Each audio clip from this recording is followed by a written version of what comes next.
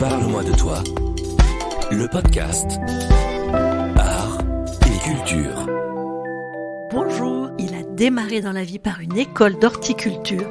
Il est devenu l'un des artistes plasticiens les plus connus, exposé de son vivant dans les plus grands musées du monde. Et même si vous n'êtes pas un spécialiste de l'art contemporain, je suis sûre que vous connaissez au moins ces fameux pots de terre. Alors aujourd'hui, j'ai le plaisir d'être invitée chez Jean-Pierre Reynaud et je vous emmène avec moi. Allez, vous venez? On file illico rue des Plantes dans le 14e arrondissement de Paris.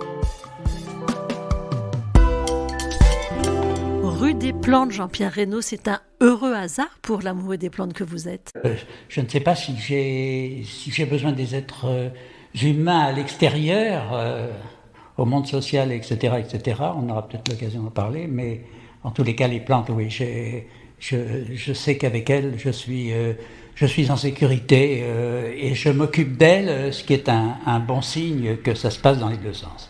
Alors, vous étiez parti dans la vie pour être horticulteur, vous habitez rue des Plantes aujourd'hui, mais entre-temps, vous êtes devenu artiste. Comment ça s'est passé, Jean-Pierre Reynaud? J'ai commencé dans la vie comme tout le monde, sans savoir ce qui allait se passer. J'avais pas du reste du monde, j'avais pas une très grande envie de vivre. Je suis né 6 mois avant la guerre. Donc, vous pouvez imaginer que, voilà, tout ça a dû peser quand même très très lourd dans mon histoire.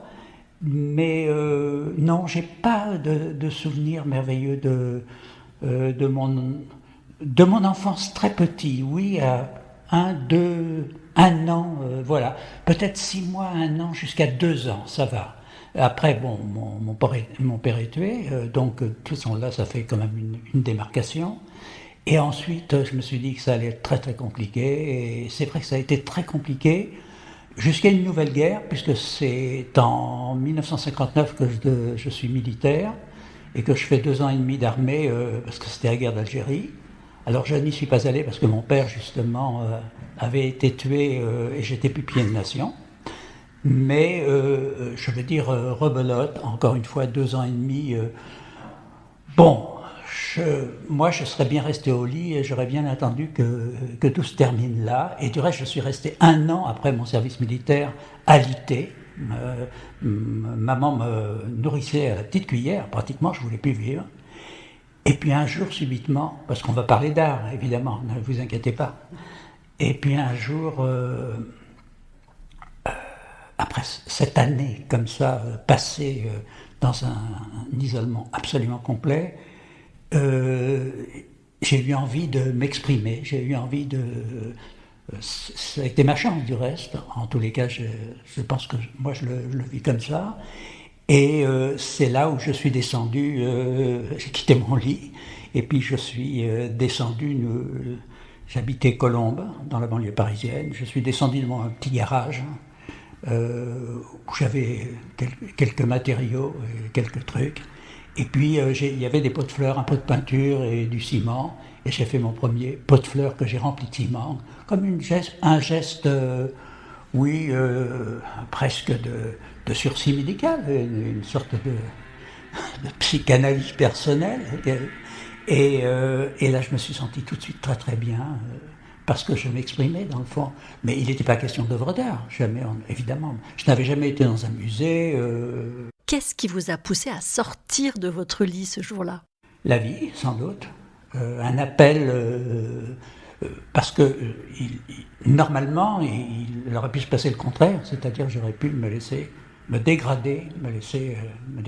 Et du reste, j'ai pris 10 cm de taille, parce que quand on est allongé pendant 1 année sans rien faire, j'ai grandi démesurément. Donc, je le signale pour ceux qui restent très très longtemps alités. Mais c'était le moment de mon adolescence aussi. J'avais 20 ans. Donc la vie devait être quand même présente en moi. Il y avait sans doute, sans que je me rende compte, un désir de vie.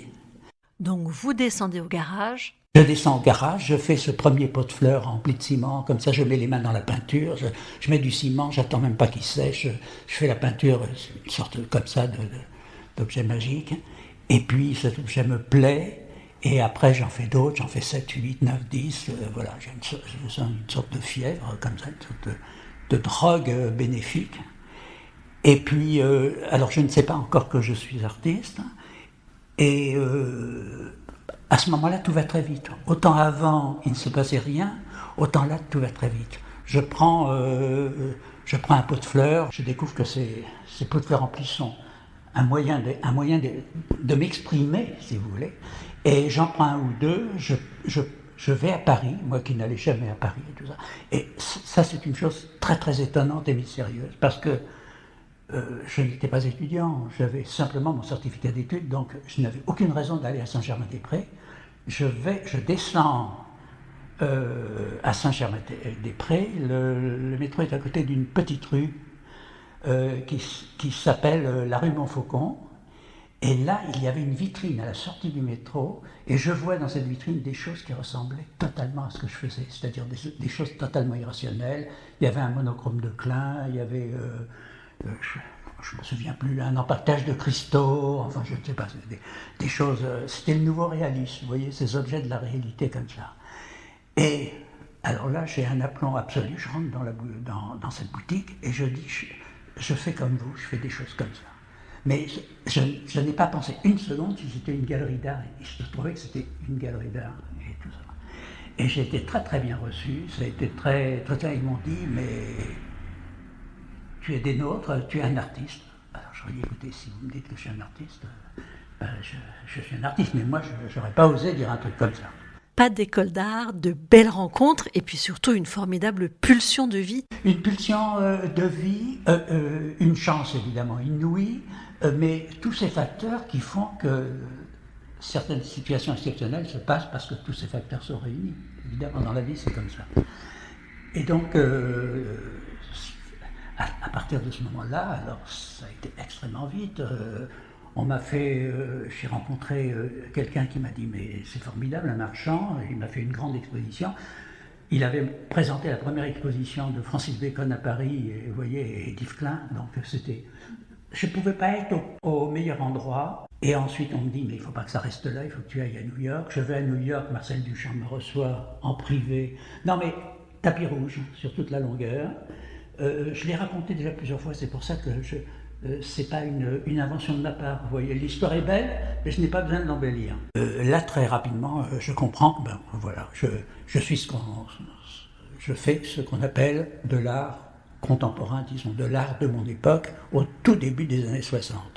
Et l'art au tout début des années 60 n'était pas quelque chose qui était extrêmement bien vu du reste, parce que c'était pas très sérieux, si vous voulez, et vraiment, on n'envisageait pas du tout de faire de l'art vraiment son travail. Bon, moi, j'avais fait un diplôme d'horticulture, j'avais 4 ans d'études, et je m'intéressais aux plantes avant. Donc, ça m'est resté. Heureusement, elles sont restées mes amies, et j'essaye de le rendre. C'est avec elles que je me suis jamais fâché, vous voyez, c'est ça. J'ai eu plus de mal avec les êtres humains, mais c'est pour ça qu'avec les plantes, vraiment, là, je crois qu'on a quelque chose à vivre ensemble, et ça continue, et ça ira jusqu'à la fin. Comment est-ce que vous avez traversé cette période de Covid ? Je l'ai traversée extrêmement bien, parce que moi, je suis une forme de solitaire.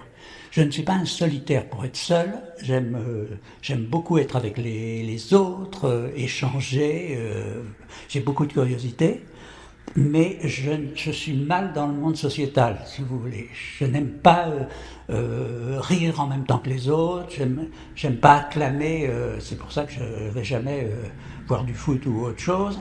Je suis quelqu'un qui effectivement a besoin de vivre une expérience personnelle, et j'ai besoin de la montrer aux autres en leur disant « Moi, je vous montre ce que je fais, montrez-moi ce que vous faites, montrez-moi qui vous êtes en réalité. » Parce qu'on n'a pas besoin des artistes pour exister, heureusement.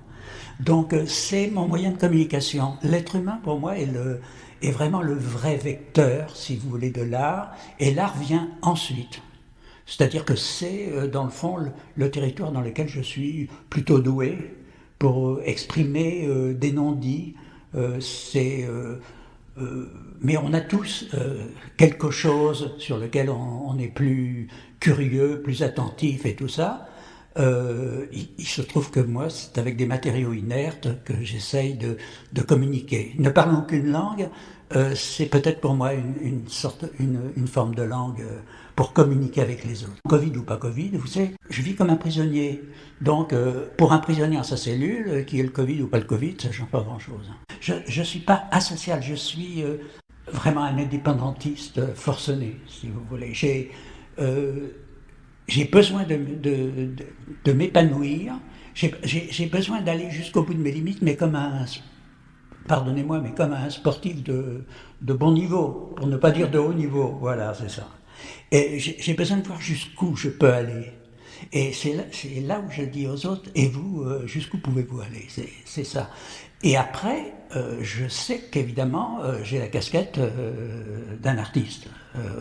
Je rentre dans la catégorie, effectivement, professionnelle. C'est marqué sur mon passeport, et c'est comme ça. Et puis, c'est ça qui m'a développé, qui m'a fait rencontrer des gens exceptionnels, et voilà. Comment est-ce que vous appréhendez le lien entre le toi et le moi? Alors, pour la petite histoire, il y a 50 ans, je me suis marié. J'ai eu un amour dans ma vie. Nous étions très jeunes, même plus de 50 ans, 50-60 ans. Et puis, au bout d'un an, voilà, les choses ont explosé. Ce qui fait que l'amour de ma vie a tenu 1 an, tandis que l'amour avec l'art tient depuis 55 ans. Je ne veux pas en tirer des conclusions, mais c'est comme ça. Non, ce qui est difficile, c'est faire un projet à deux, on le sait, c'est un partage inévitable. Il faut quand même que les deux y trouvent vraiment leur compte, tandis que l'artiste, il est maître à bord et il n'est pas dans... il ne demande pas aux œuvres, il ne demande pas à son travail, est-ce que tu es d'accord que... Il tranche dans le vif, et c'est vrai que c'est d'un autoritarisme absolu, mais en même temps c'est ça, c'est d'aller jusqu'au bout, et puisqu'on est un. Deux, c'est une autre histoire. Alors, après je me suis marié, 40 ans plus tard, une deuxième fois, et avec une jeune femme, et j'ai eu un beau garçon, et j'en suis très heureux. Donc j'ai fait cette expérience familiale, je l'ai fait. Mais ensuite, j'ai décidé de revenir à moi. Je suis là pour m'occuper d'eux, pour que tout se passe bien et tout ça, mais j'ai besoin d'être en solitaire, vous voyez. Mais encore une fois, comme un sportif qui, s'il fait son 10 000 mètres, il n'emmène pas sa femme et ses enfants, vous voyez. Donc tout ça se passe très sérieusement dans ce que vous appelez, vous, un atelier. C'est-à-dire cet endroit, ce sanctuaire, cet endroit qui fait révéler les gens en général, en se disant c'est l'atelier. Moi, j'ai pas d'atelier. J'ai un terrier, je vis dedans comme un animal, et c'est là-dedans que je fais le pire et le meilleur, si vous voulez. Mais comme évidemment je passe énormément de temps avec moi, et que je l'assume, je suis très sensible à la beauté. J'ai besoin La beauté, c'est pas les mannequins sur un podium. Hein. La beauté, c'est quelque chose de global. Hein. Ça peut être le corps, mais c'est le mental aussi. J'aime la capacité de rêve et tout ça. Et donc, à l'intérieur, je vis comme un roi, évidemment. Je suis comme un prince à l'intérieur de chez moi. Je ne gêne personne. Et puis, ça peut me faire plaisir de dire, venez chez moi, je vous invite à l'intérieur de mon terrier. Voilà, c'est ça. Un terrier ou un palais, finalement? Alors, c'est un palais, c'est une prison, c'est tout à la fois, évidemment. Je crois qu'on comprend ce que je veux dire, hein, parce que on n'est pas là dans des déclarations artistiques fumeuses, vous voyez, on parle de la vie. Et c'est pour cela que moi, je ne suis même pas sûr d'être un artiste, parce que j'ai pas besoin du mot. Je sais que je fais quelque chose dans cette catégorie-là, je respecte beaucoup les artistes, les grands artistes. J'aime évidemment beaucoup Matisse quand il fait ses papiers découpés et plein de choses, Malevich et bien d'autres. Mais c'est pas l'artiste qui me fascine, c'est ce qu'il a fait. Et aujourd'hui, on mélange un petit peu tout. Aujourd'hui, l'artiste, c'est quelqu'un qui est célèbre d'abord. Et s'il est très riche, c'est encore mieux, vous voyez. On aime la réussite. Ce qui fascine quand même beaucoup de gens, c'est cette réussite. Moi, je connais des artistes qui ne sont pas connus, pas à leur place en tous les cas, et qui sont d'immenses artistes, et qui seront peut-être jamais à la place qu'ils devraient être. Ça, c'est un problème de destin, c'est ni logique, ni normal, c'est la vie. Vous voyez, il faut assumer cette partie-là. Donc moi, c'est vraiment une aventure existentielle. C'est vivre ce que je dois être. Et puis après, je sais que je suis artiste, puisqu'on me l'a dit il y a très très longtemps que j'étais un artiste. Bien sûr, je suis un artiste. Quand vous dites vivre ce que je dois être, c'est quoi le doit ? Alors, merci de poser cette question. Qu'est-ce que le doit ? C'est ce que je voudrais pas regretter de ne pas avoir fait si je faisais le bilan de mon existence. On n'est pas obligé de faire le bilan de son existence, on peut recevoir un pot de fer sur la tête et ça se termine comme ça. Mais je n'aimerais pas regretter, si vous voulez, de me dire j'aurais dû le faire et puis je ne l'ai pas fait parce qu'on m'a dit tu vas être en danger ou des choses comme ça. Non, je veux m'assumer et puis en plus le danger me stimule beaucoup. Donc je me suis mis dans des postures même artistiques compliquées puisque j'ai rencontré Fidel Castro à des moments où c'était pas le moment de le rencontrer. J'étais quand même un homme très particulier. Il m'a reçu en plus. Après, j'étais reçu comme un chef d'État.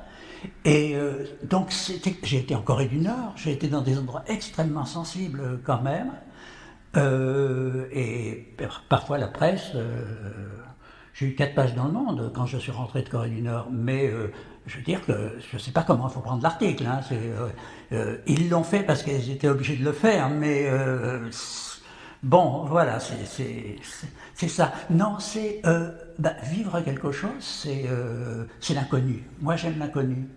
Et aujourd'hui, c'est vrai que l'inconnu, il n'y a pas beaucoup de place pour l'inconnu aujourd'hui, parce que d'abord, on analyse tout.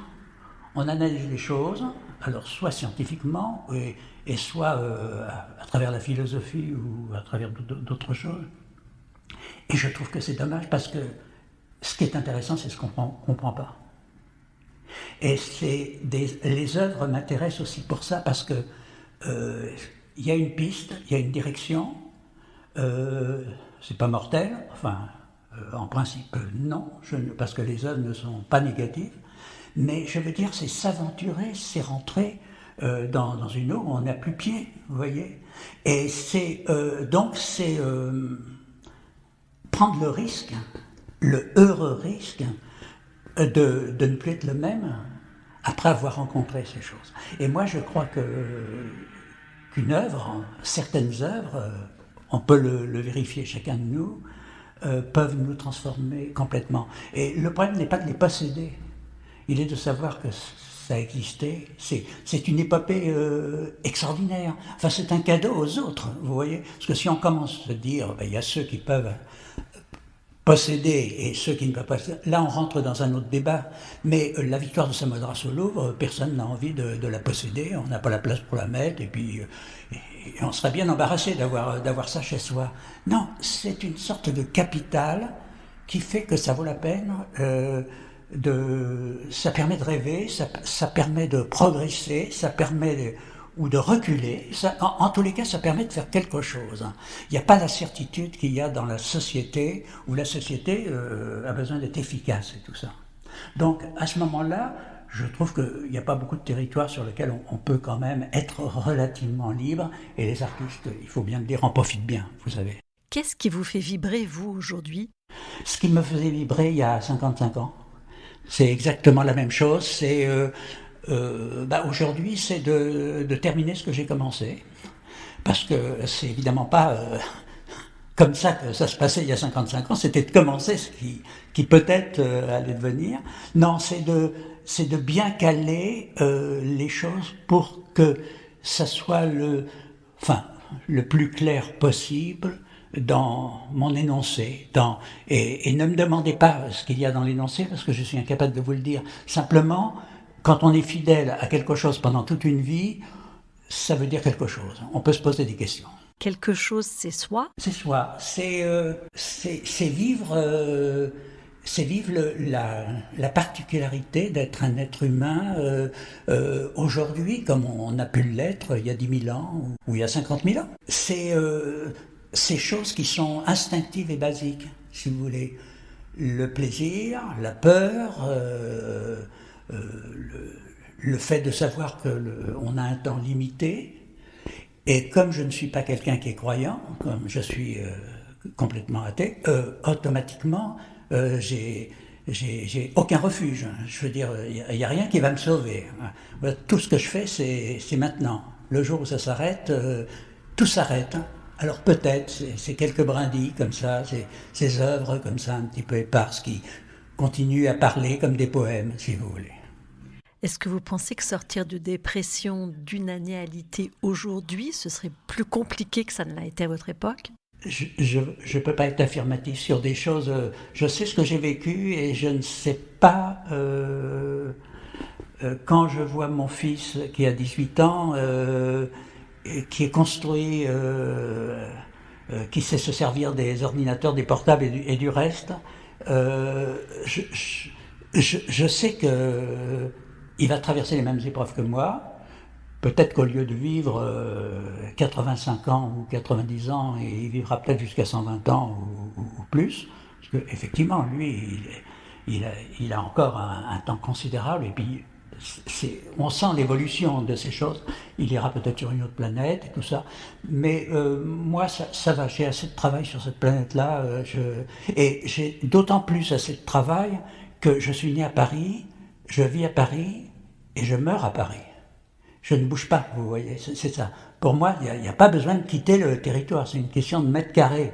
Je ne vois pas ce que ça changerait. Alors j'ai fait le tour du monde 10 fois pour des raisons professionnelles, mais je n'avais qu'une envie, c'est de revenir ici. C'est de revenir, mon terrier, il est là, je suis né à Courbevoie, dans la banlieue parisienne, et je sens que c'est ici que je vais clore mon histoire. Il y a une dernière chose encore dont j'aimerais que vous nous parliez, Jean-Pierre Reynaud. Vous m'avez dit que vous n'aviez pas de portable et que la vue d'une cuisinière vous donnait des boutons. Si j'ai pas de portable, c'est parce que je sais allumer un portable et je m'en sers d'appareil photo, si vous voulez. Mais je peux téléphoner, hein, je ne vais pas faire celui qui ne sait pas téléphoner. Mais je ne sais pas faire les différentes choses qu'on fait avec un truc. Parce que j'ai mon cœur qui commence à battre, ça m'angoisse. De sentir qu'il y a 2 boutons. Un bouton ça va, mais 2 boutons ça va plus, vous voyez. Eh ben, vous savez, vous mettez ça dans une cuisine, c'est pareil. Hein. C'est pour ça que de toute ma vie, je n'ai jamais fait chauffer quelque chose. Et c'est pour ça que j'ai pas de cuisine. La cuisine me sert de dépôt. C'est-à-dire, je rentre dans un lieu, ici c'est un lieu locatif, je loue cet endroit. Mais la cuisine, tout de suite, ça me sert, il y a l'évier qui me sert, et puis, je me fais un thé le matin, je veux dire, avec un petit truc, parce qu'il suffit d'appuyer sur un bouton, voilà, c'est ça. Mais non, je n'ai jamais fait chauffer quelque chose, ce qui prouve qu'on peut vivre, vous voyez, toute sa vie, même en mangeant froid. Mais je suis pas malheureux, c'est ma méthode, hein, si vous voulez. Et puis, quand je vais au restaurant, alors évidemment, je profite, je savoure, parce que là, c'est l'endroit où on mange chaud. Voilà, il y a la chaleur des autres, et puis il y a la chaleur des plats. Alors là, c'est des voluptés que peut-être on oublie quand on mange tous les jours chaud. Voilà. Vous êtes arrivé dans ce terrier rue des Plantes il y a combien de temps ? Il y a 6 ans à peu près, oui, quelque chose comme ça. Et j'aime bien l'idée que je loue, parce que j'ai une clé, et voilà, j'ouvre la porte. D'un côté de la porte, je suis chez moi, et de l'autre côté de la porte, c'est le monde extérieur, que je ne haïs pas. Je sors dehors, je suis curieux de tout, parce que je regarde le monde extérieur comme... évidemment, c'est très désirable, c'est très beau, et puis quand ça m'ennuie, je ne regarde pas, je retourne chez moi. Oui, non, mais c'est pas une méthode, hein, je ne suis pas en train de donner des leçons de savoir-vivre. Hein. Je dis simplement, pouvoir le faire est un luxe, déjà, c'est vrai, et c'est peut-être aussi grâce à cette méthode que j'appelle art, que j'ai pu, dans le fond, je crois que vous sentez dans ma voix que je ne suis pas quelqu'un de désespéré, mais c'est vrai que je rêve beaucoup, voilà. Et quand on est dans le monde extérieur, le rêve, c'est quelque chose qui se négocie, vous voyez, parce qu'il y a le monde social, il y a une organisation spatiale qui est normale, évidemment, et moi je ne suis pas fait pour être en équipe. J'aurais fait un sport, j'aurais pas fait de foot, par exemple, où il aurait fallu donner le ballon, j'aurais gardé le ballon tout le temps. Eh bien, vous auriez sans doute fait un piètre footballeur. Merci en tout cas de nous avoir reçus chez vous. Merci de nous avoir parlé de votre toi, de votre moi, Jean-Pierre Hesnaut. On voit beaucoup mieux maintenant quel est l'homme qui se cache derrière l'artiste. Merci à vous. Parle-moi de toi, le podcast Art et Culture. Un rendez-vous conçu par Ariane Artignan, produit par My Sweet Prod, avec Tip Top Records. Un rendez-vous à écouter sur toutes les plateformes et sur mysweetimo.com.